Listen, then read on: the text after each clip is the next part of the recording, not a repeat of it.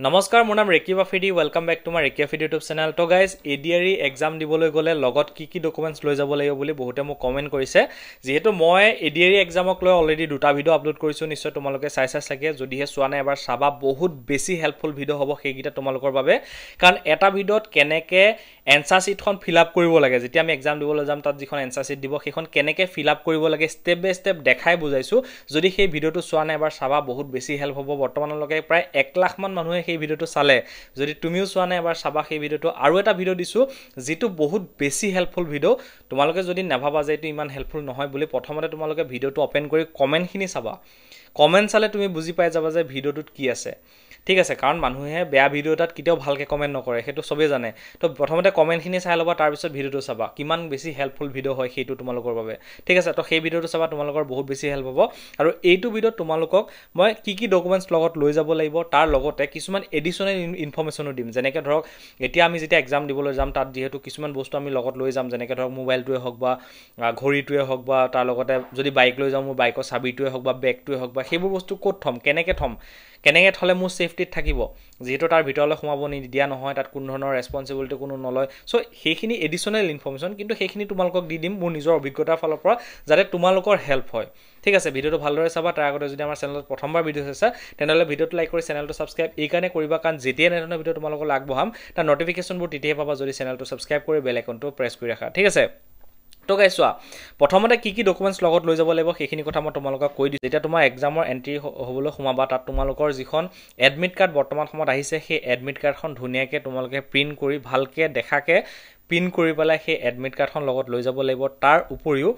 এখন ID proof নিব লাগিব যিখন এডমিট কাৰ্ডৰ লগত সেম মিলা হ'ব লাগিব নামটোই হওক বা ফটোখনে হওক বা মানুহটো ধুনিয়াকে মিলা এনেকুৱা এখন আইডি প্ৰুফ লৈ যাব লাগিব যিখনৰ কাৰণে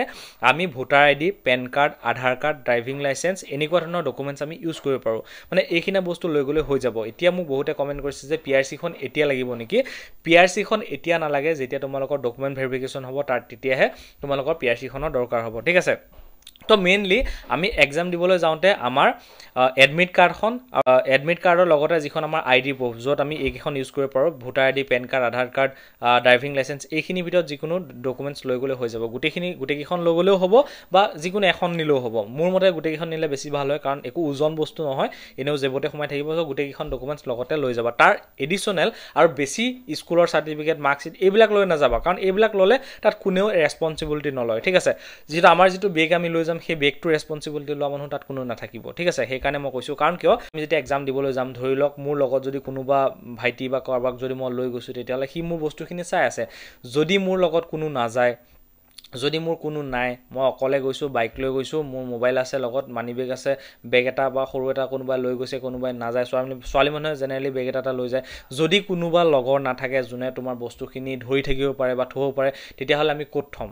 হেনেকে কিছুমানে খুদে সেই কাৰণে মই কৰিছো কথাখিনি সোৱা প্ৰথম কথা হল তোমালোকে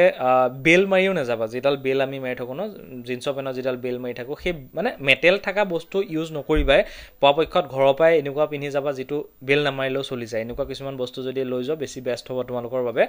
আৰু যিবোৰ আমি ইলেক্ট্ৰনিক বস্তু যিখিনি আছে পৰাপক্ষত তোমালোকে স্কিপ কৰিবা ধৰক ঘড়ীটো হওক বা দামী ঘড়ী হওক বা তাৰ পিছত তোমালোকৰ ক্যালকুলেটৰ হওক বা এনেকুৱা ধৰণৰ ইলেক্ট্ৰনিক যিখিনি বস্তু সেইবিলাক তোমালোকে স্কিপ কৰিবা সেইবিলাক লৈ নাযাবাই তাত কোনো কাৰণত সোমাব নিদিবই আৰু এটা মনত ৰাখিবা যে গোল্ড যেটো আমি সোণৰ বস্তু পিনো ন কিছুমান ছোৱালী মানে কানফুল পিনিব সোণৰ বা ঘড়ী পিনিব আঙঠি পিনিব এইবিলাক যে সোণৰ বস্তু তোমালোকে কোনো কাৰণত তাত লৈ নাযাবা কাৰণ ভিতৰলৈ যেতিয়া এলাউ নকৰিব বাহিৰত থৈ যাব লাগিব বাহিৰৰ কাৰ ৰিক্সত থৈ যাবা সেইবিলাক বস্তু ঘৰত থৈ যাবা কোনো কাৰণত লৈ নাযাবা নহলে হেৰালে কোনো ৰেসপন্সিবিলিটি নলয় এটো মনত ৰাখিবা ঠিক আছে এতিয়া আমি ধৰলক মই অকলে গৈছো পৰীক্ষা দিবলৈ মোৰ কোনো নাই মই ক'ত থম বস্তুখিনি এতিয়া তাত যেহেতু বাহিৰত থবলৈ দিয়া হয় কিন্তু তাত কোনো ধৰণৰ ৰেসপন্সিবিলিটি ল'ব হাজাৰ ল'ৰা ছোৱালী একেলগে জাপি থব তাৰ ভিতৰত কিবা এটা হেৰালে কোনো ৰিস্ক নলয় সেই কাৰণে তোমালোকে কি কৰিবা ওচৰৰ এখন দোকানত গৈ পেলাই তোমাৰ যিখিনি বস্তু আছে তুমি এটা ঘৰৰ পৰাই ধুনিয়াকে ঠুঙা এটা লৈ যাবা ঠুঙাটোত তোমাৰ মোবাইলটো আমাৰ মানে লাগিবই আজি মোবাইল নহলে নহয় কোনো কাৰণ মোবাইল আমি নিবই লাগিব মোবাইলটো ভৰালা যদি তোমালোকৰ ধৰিলো আমি বাইক লৈ গৈছো চাবিটো আছে চাবিটো ভৰালো বা গাড়ী লৈ গৈছো গাড়ীৰ চাবিটো ভৰালো তো যিকিটা বস্তু তোমালোকৰ আছে গোটেইকিটা এটা ঠুঙাত ভৰাই পেলাই তোমালোকে চেষ্টা কৰিবা যে তাত তোমালোকৰ নাম মোবাইল নাম্বাৰ এই গোটেইকিটা বস্তু তাতে ভৰাই দিবা এইটো মানে তোমালোকৰ ৰিস্কৰ কাৰণে, কাৰণ তাত যিহেতু ৰেছপন্সিবল লোৱা মানুহ খুব কমেই পাবা। আৰু কোনো কাৰণত এনেকুৱা মানুহক নিদিবা যিটো মানুহৰ তাত গৈ পেলাই তই বাহিৰত ৰখি আছে, যদি কয় দিয়া ভাইটি মোৰ হাতত দিয়া মই ৰাখি থৈ দিম দিয়া মই ইয়াতে থাকা, এনেকৈ যদি কোনোবাই কয় সেইটো কোনো কাৰণত নিদিবা। আৰু কোনোবাৰ তোমাৰ লগৰ এটা ধৰক বন্ধু এটা দেউতাক বাহিৰত ৰখি আছে, সেই দেউতাকৰ হাততো নিদিবা, সেই দেউতাকৰ ঘৰ ক'ৰ কথা তোমালোকেতো ভালকৈ নাজানা, সেইকাৰণে সেনেকুৱা মানুহৰ হাতত নিদিবা। এনেকুৱা মানুহৰ হাতত জমা দিবা যিখন পাৰ্মানেণ্ট সেইডোখৰ জেগাত থাকে। ধৰক এখন দোকানীজনৰ তাত থবা, সেই দোকানখন যাতে তাক থাকে চবেই জানে সেইখন দোকানত, তাতে থবা, তেতিয়া তোমালোকে থ'ব পাৰা। বাকী তোমালোকে চিনি নোপোৱা মানুহৰ হাতত কেতিয়াও নিদিবা। আৰু এটা কথা মনত ৰাখিবা, ধৰক যাৰ হাততে তোমালোকে নিদিয়া, যেতিয়া তোমালোকে দিবা, দিয়াৰ আগতে যিজন মানুহৰ হাতত দিবা সেই মানুহজনৰ ফটো এখন তুলি পেলাই কোনোবা লগৰ বন্ধু এজনক বা তোমালোকৰ ঘৰৰ পৰিয়ালৰ কাৰোবাৰ হোৱাটছএপত তোমালোকে সেই মানুহজনৰ ফটোখন বা য'ত থৈছা সেই জেগাখিনি বা সেই মানুহজনৰ ফটোখন তোমালোকে দি দিবা। ধৰা মই এতিয়া যদি পৰীক্ষা দিবলৈ যাওঁ, মই ধৰা বস্তুখিনি এই দোকানখন থ'ম ন, সেই দোকানখনৰ দোকানীটোক ফটো এটা তুলি পেলাই মোৰ ঘৰৰ কাৰোবাৰ ফেমিলি মানুহক মই হোৱাটছএপত দি দিম। দি দিয়াৰ পিছত মোবাইলটো তেতিয়া মই দোকানীজনক দি দিম যে আপুনি ৰাখি থওক, মই এক্সাম দি আহিম। মানুহজনে হয়তো 10-20 টকা কিবা এটা তোমালোকৰ ল'ব ৰাখি থকাৰ চাৰ্জটো, তো সেইটো ঠিক তোমালোকে কৰিবা, তেতিয়া তোমালোকৰ বস্তু কোনো কাৰণত নেহেৰাই। ঠিক আছে, তো মই আশা কৰোঁ তোমালোকে কি কি লৈ যাব লাগে নিশ্চয় গম পাই গ'লা, আৰু কেনেকৈ ক'ত কি কৰিব লাগে গম পাই গ'লা। আৰু এটা কথা মনত ৰাখিবা, যিটো এক্সামৰ টাইম দিয়া হয় সেই এক্সামতকৈ 1 ঘণ্টা আগত বা আধা ঘণ্টামান আগত হ'লেও তোমালোকে এক্সাম চেণ্টাৰত যাতে পোৱাগৈ যেনেকৈ ন, সেইটো মনত ৰাখিবা। আৰু কিছুমানে যিহেতু আমাৰ যিটো এক্সাম চেণ্টাৰবোৰ প্ৰায় চিটি জেগাত আছে, ধৰক গুৱাহাটীত আছে, এনেকুৱা ধৰণৰ চিটি জেগাত এক্সাম চেণ্টাৰবোৰ আছে, আৰু যিদিনাখন এক্সাম হ'ব সেইদিনাখন বহুত বেছি ভিৰ ভাৰ হৈ যাব, বহুত বেছি মানে ক্ৰাউড হৈ যাব। যিহেতু তোমালোকে জানা কিমান লাখ লাখ ল'ৰা ছোৱালী এক্সাম দিব, তো বহুত বেছি ট্ৰেফিক হৈ যাব। সেইকাৰণে তোমালোকে কোনো কাৰণত, এতিয়া ধৰক মই 10:30 পৰা এক্সাম আছে ন, তোমালোকে এইটো ৰিস্ক নল'বা যে মই 10টাত পালেগৈ হৈ যাব, সেইটো ৰিস্ক কোনো কাৰণত নল'বা। তোমালোকে চেষ্টা কৰিবা যে মই যাতে 9টা 9:30 ভিতৰতে গৈ পেলাই পাওঁগৈ, কাৰণ বেছি বেছি গৈ পেলাই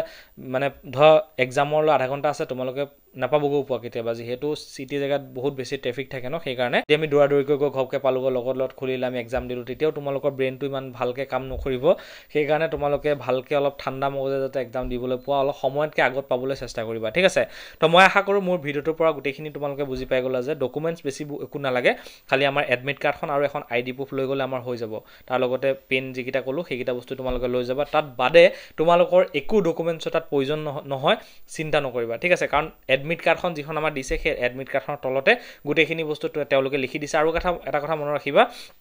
যিখন এনচাৰ শ্বীট দিব সেই এনচাৰ শ্বীটখন ভালকৈ চাবা, যাতে কিবা ভুল আছে নেকি চাবা, কাৰণ 5 মিনিটৰ ভিতৰত যদিহে তাৰ কিবা ভুল থাকে এনচাৰ শ্বীটখন, তেতিয়া সেইখন তোমালোকে চেঞ্জ কৰিব পাৰিবা। যদিহে তোমালোকে চেঞ্জ নকৰাৰ পিছত কোৱা মোৰ এইটো এনচাৰ শ্বীটখনত ভুল আছে, ধৰক ৰোল নাম্বাৰটো হওক বা কিবা এটা বস্তু ভুল আছে তাত, তেতিয়া সেইটো বস্তু তোমালোকে চেঞ্জ কৰিব নোৱাৰিবা, তাৰ ফলত তোমালোক ৰিজেক্ট হৈ যাবা বা ফেইল হৈ যাবা। সেইকাৰণে 5 মিনিটৰ ভিতৰতে ভালকৈ গোটেই এনচাৰ শ্বীটখন চাবা যে তাত কিবা ভুল আছে নেকি, সেইখিনি বস্তু তোমালোকে মনত ৰাখিবা। ঠিক আছে, আৰু এতিয়া তোমালোকে যিটো এক্সামৰ ভিডিঅ' দিছিলোঁ মই, এক্সাম কেনেকৈ দিব লাগে, যদি সেই ভিডিঅ'টো চোৱা নাই এবাৰ চাবা। তাৰ লগতে যিটো এনচাৰ শ্বীট কেনেকৈ ফিল আপ কৰিব লাগে সেই ভিডিঅ'টো চোৱা নাই, সেইটো ভিডিঅ' এবাৰ চাবা, বহুত বেছি হেল্পফুল হ'ব তোমালোকৰ এক্সামৰ বাবে। ঠিক আছে,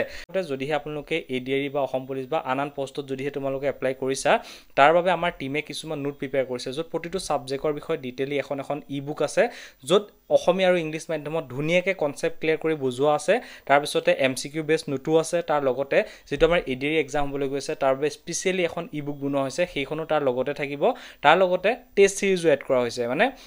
যিটো এক্সাম হ'বলৈ গৈ আছে সেই এক্সামত কেনেকৈ প্ৰশ্নখন আহিব, কেনেকুৱা প্ৰশ্ন আহিব পাৰে, সেনেকুৱাকৈ 16টা টেষ্ট চিৰিজ এড কৰা হৈছে। সেই গোটেইকেইটা টেষ্ট চিৰিজ ইয়াতে এড কৰা হৈছে। এই গোটেইখিনি একলগ কৰি এটা কোৰ্চ হিচাপে তোমালোকক দিয়া হৈছে। বেলেগে অকল টেষ্ট চিৰিজটো 400-500 তাত থাকি বেছিকৈও চেল কৰি আছে, কিন্তু আমি এই গোটেইখিনি